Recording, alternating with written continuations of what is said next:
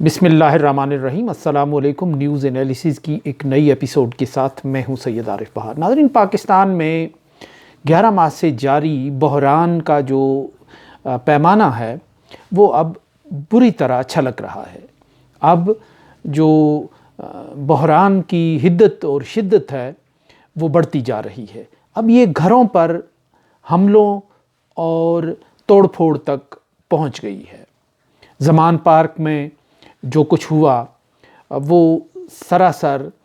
قانون کی ایک خلاف ورزی تھی، پاکستان کی سوسائٹی کی جو نارمز ہیں ان کی خلاف ورزی تھی، اور وہ ایک بالکل یوں لگتا ہے کہ ایک انا کی تسکین تھی، یا انا کی کا جو پرچم ہے اس کو بلند سے بلند تر رکھنے کی ایک خواہش اور کوشش تھی۔ اب اس کے بعد جو علی امین گنڈا پور ہیں، سابق وزیر، ان کی بھی ایک ویڈیو وائرل ہوئی ہے جس میں وہ یہ دھمکی دیتے ہوئے نظر آتے ہیں کہ اگر زمان پارک لاہور میں ہے اور زمین پر ہے تو اس کا مطلب ہے کہ جاتی عمرہ بھی لاہور میں ہے اور اسی زمین پر ہے۔ گویا کہ سیدھے لفظوں میں وہ یہ بات باور کرا رہے ہیں کہ اگر حکومت زمان پارک پر چڑھائی کر سکتی ہے اور اس سٹائل میں کر سکتی ہے تو کل کوئی ہجوم جاتی عمرہ کا رخ بھی کر سکتا ہے۔ یہ پاکستان کی سوسائٹی میں گہری ہوتی ہوئی تقسیم کا ایک ثبوت اور اظہار ہے، اور یہ وہ حالات ہوتے ہیں، یہ وہ جذبات ہوتے ہیں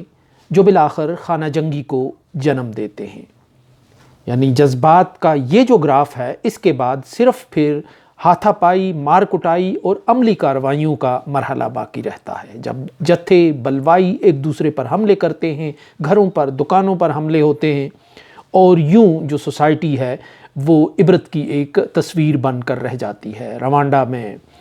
افریقہ کے دوسرے ملکوں میں، افغانستان میں وار لارڈز کے درمیان جو کچھ ہوتا رہا، دوسری خانہ جنگیوں میں جو کچھ ہوتا رہا، وہ یہی کچھ تھا کہ جب ہنگامے اور فسادات پرتشدد انداز میں پھوٹ پڑتے ہیں تو پھر وہاں نہ گھروں کے تقدس کا احترام رہتا ہے، نہ ان کے تقدس کا خیال رہتا ہے، اور نہ چادر اور چار دیواری کا، اور نہ اقدار کا، نارمز کا، اور نہ ہی اخلاقیات کا پھر وہاں سے گزر ہوتا ہے۔ پاکستان کا جو بحران ہے وہ ہر روز سنگین سے سنگین تر ہوتا جا رہا ہے۔ اس بحران کی جو گہرائی ہے وہ مقامی تو ہے ہی، اور اس کے جو شعلے ہیں ان کی شدت مقامی طور پر تو محسوس کی ہی جا رہی ہے، سوائے حکمران طبقات کے سوسائٹی کا ہر فرد اور ہر ذی شعور اور ذی فہم انسان اس کی شدت اور سنگینی کو محسوس کر رہا ہے۔ لیکن اب یہ رفتہ رفتہ یہ جو بحران ہے یہ بیرونی دنیا میں بھی کو بھی اپنی طرف متوجہ کرتا جا رہا ہے، بالخصوص امریکہ، جسے اس بحران کی جڑ اور اس بحران کی ماں کہا جاتا ہے۔ وہاں سے بھی کچھ ایسی آوازیں اٹھنے لگی ہیں کہ جو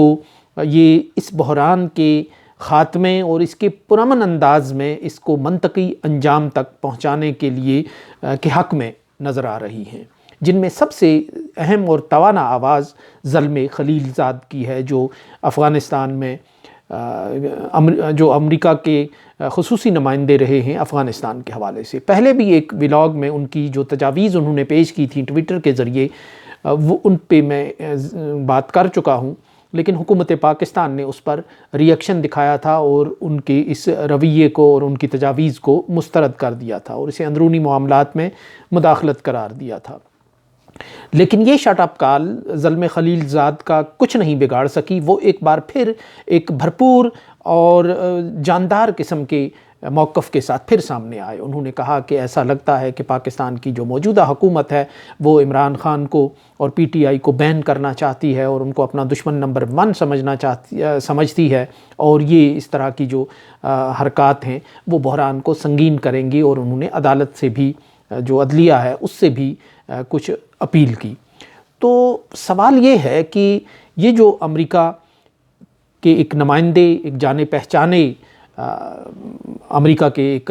سہولت کار، امریکہ کے ایک سفارتکار اور نمائندے پاکستان کے بحران میں اب جو کردار ادا کرتے ہوئے نظر آتے ہیں اور ایک کھلی ڈلی پوزیشن لیتے ہوئے نظر آتے ہیں، اس کی کیا وجوہات ہیں؟ کچھ لوگ اس حوالے سے BBC نے بھی اس پہ ایک رپورٹ کی ہے، کچھ لوگ اس حوالے سے شکوک و شبہات کا اظہار کر رہے ہیں کہ امریکہ ڈبل گیم کر رہا ہے، اور اس میں کوئی شک نہیں کہ امریکہ ڈبل گیم کر سکتا ہے، کہ عمران خان منظر سے ہٹتے ہیں تو بھی ان کا فائدہ ہے کہ ایک ایسا شخص جو ان کی آنکھوں میں آنکھیں ڈال کر بات کرتا رہا ہے، جو ٹرمپ کے ٹویٹ کے جواب میں سیکنڈز بھی نہیں لگاتا جوابی ٹویٹ کرنے میں اور ان کو ایک ماضی یاد دلانے میں، جو عالمی فورمز پر ان کو اپنا ایک ماضی اور نظریں چرانے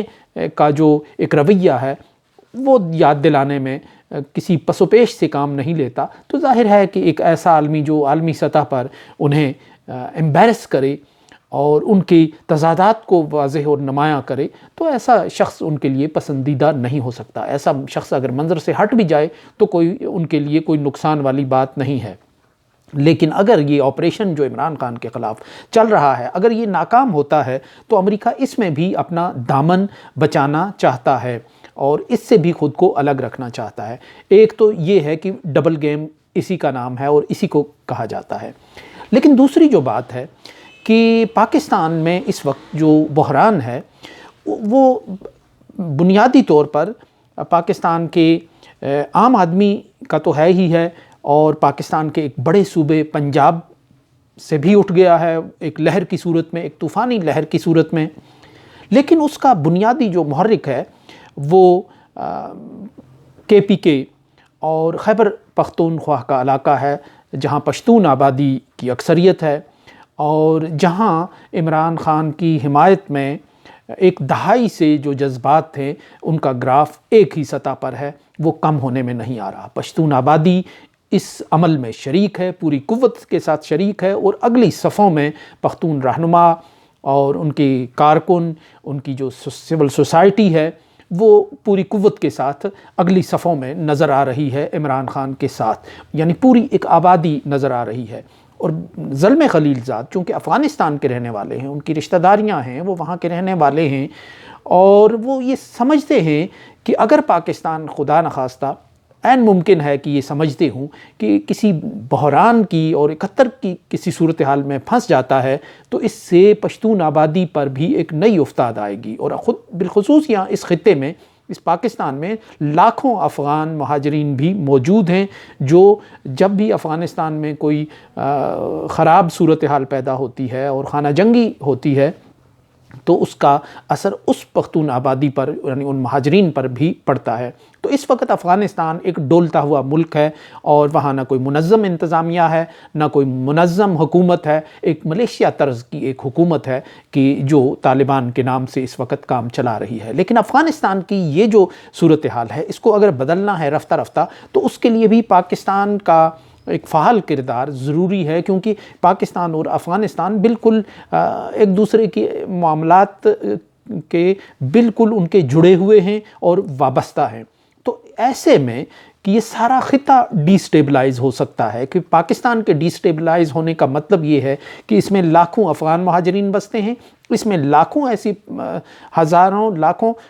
ایسے لوگ بستے ہیں کہ جن کی رشتہ داریاں افغانستان کی طرف بھی ہیں، ڈیورنڈ لائن کے دونوں جانب ہیں، اور پھر یہ ملحق بھی ہے افغانستان سے، اور پھر وہاں کی آبادی کے اثرات ادھر پڑتے ہیں اور ادھر کی آبادی کے جو اثرات ہوتے ہیں وہ اس جانب مرتب ہوتے ہیں۔ تو اس لحاظ سے پاکستان کے ڈی سٹیبلائز ہونے کا مطلب اس ریجن کی پشتون آبادی کا ڈی سٹیبلائز ہونا، ڈسٹرب ہونا ہے۔ تو یوں لگتا ہے کہ زلمے خلیل زاد اس ایک بہرحال ایک پشتون ہیں، ایک افغان ہیں، اور اس عمل میں شریک رہے ہیں، پاکستان میں بھی ان کے تعلقات ہیں اور اسٹیبلشمنٹ کے ساتھ بھی ہیں، سیاسی قوتوں کے ساتھ بھی ہیں، تو وہ اس عمل سے ایک پریشانی کا شکار ہیں، اور وہ ظاہر ہے ایک باخبر آدمی کے طور پہ وہ سمجھتے ہوں گے کہ پاکستان کو کس طرف دھکیلا جا رہا ہے اور کس مقام پر پہنچایا جا رہا ہے۔ تو اس ماحول میں پاکستان کی سول سوسائٹی جو بڑے خواب خرگوش کے مزے لیتی ہوئی نظر آ رہی تھی، پہلی بار جاگتی ہوئی محسوس ہو رہی ہے، اور دا میڈیٹرز کے نام پر پاکستان کی سول سوسائٹی کے کچھ لوگ، جن میں صحافی بھی ہیں، جن میں انسانی حقوق کے لیے کام کرنے والے بھی ہیں، جن میں وکلا بھی ہیں، وہ ایک جتھا بنا کر، ایک گروپ بنا کر وہ ایک اس بحران کے لیے ایک راستہ تلاش کرنے میں مصروف ہو گئے ہیں، جن میں سب سے نمایاں نام معروف صحافی امتیاز عالم کا ہے، اور انسانی حقوق کے علمبردار اور human rights commission of Pakistan کے سربراہ حسین نقی کا ہے، جو پہلے صحافی رہ چکے ہیں ایک سینئر شخصیت کے طور پہ۔ ان دونوں نے سب سے پہلے عمران خان سے ملاقات کی ایک گروپ کی صورت میں، اور بھی لوگ موجود تھے۔ اس کے بعد یہ پاکستان کے دوسرے سیاسی رہنماؤں سے ملاقاتیں کرنے جا رہے ہیں اور ایک آل پارٹیز کانفرنس منعقد کر رہے ہیں، یعنی جس کا مقصد یہ ہے کہ جو پاکستان کا بحران ہے اس کا پاکستانی اور مقامی سطح پر حل نکالا جائے۔ یہ جو دونوں رہنما تھے یہ خاصے قطعیت ان کے لہجے میں نظر آ رہی تھی۔ عمران خان سے ملاقات کے بعد یہ ان کنسرنز کو اہمیت دے رہے تھے، جگہ دے رہے تھے جو وہ اپنی زندگی کے حوالے سے اور اپنی زندگی کو درپیش خطرات کے حوالے سے ظاہر کر رہے ہیں۔ یہ بھی کہہ رہے تھے کہ کسی سیاسی رہنما کو قتل کرنا، منظر سے ہٹانا، طاقت اور جبر کے ذریعے کسی پارٹی کو مائنس کرنا پاکستان کا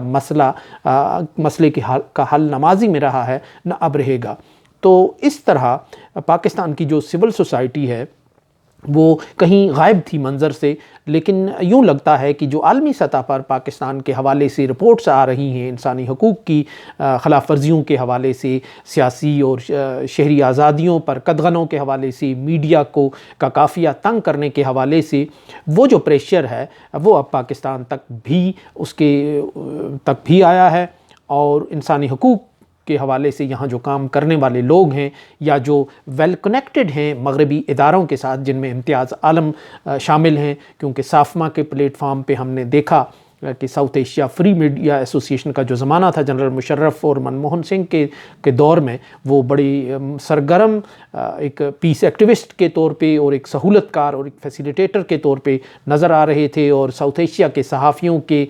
اس تنظیم کے پلیٹ فارم سے وہ خاصے نمایاں تھے، اور اس لحاظ سے وہ ایک ویل کنیکٹڈ شخصیت ہیں، باخبر ہیں، اور مغربی دنیا میں اپنی ایک پہچان اور اپنے تعلقات رکھتے ہیں۔ تو لگتا یوں ہے کہ پاکستان کی سول سوسائٹی تک بھی یہ پریشر آ گیا ہے، اور ان کی جو طویل نیند ہے وہ ٹوٹنے لگی ہے، اور ایک بیداری کی سی کیفیت نظر آ رہی ہے۔ اب اگر یہ سول سوسائٹی کا انیشیٹو کامیاب ہوتا ہے اور پاکستان کے بحران کا پاکستانی حل نکل آتا ہے، اور حکومت کو ایک فیس سیونگ ملتی ہے کہ وہ الیکشن کرا کر اپنا دامن چھڑائے، اور عمران خان صاحب کو ایک راستہ ملتا ہے کہ ان کی مقبولیت کو، ان کی طاقت کو، کہ وہ جمہوری اور پرامن انداز میں اس کا مظاہرہ کریں، تو یہ پاکستان کے لیے خاصا خوش آئند ہوگا۔ لیکن اگر یہ کوشش ناکام ہوتی ہے تو پاکستان کا یہ ایک، میں سمجھتا ہوں کہ ایک المیہ ہوگا، اور پاکستان کا جو بحران ہے وہ مزید لا ینحل ہو کر رہ جائے گا۔ اس کے ساتھ ہی اجازت دیجیے، اللہ نگہبان۔